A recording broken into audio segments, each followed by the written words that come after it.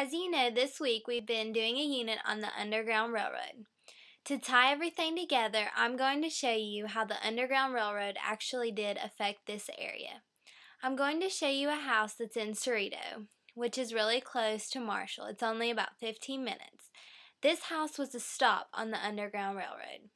I'm going to show you the Ramsdell House. I hope you enjoy it. This is the Ramsdell House. It was built in 1858. It was also the first brick house built in Cerrito.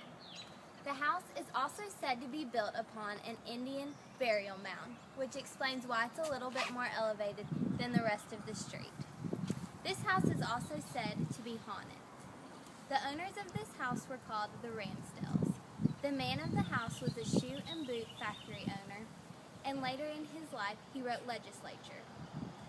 The Ramsdells were very strict Quakers and abolitionists, which explains why they would house slaves on their stop to the Underground Railroad. Now I want to just walk around the house to give you a better view of the grounds.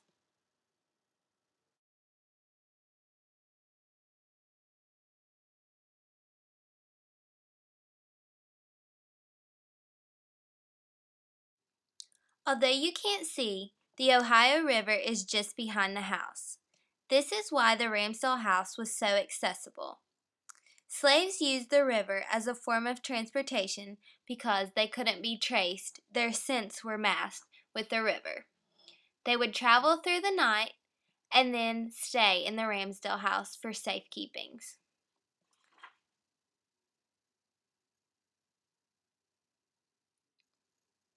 Also, the Ramsdell House offers free tours on Sundays from 2 to 4.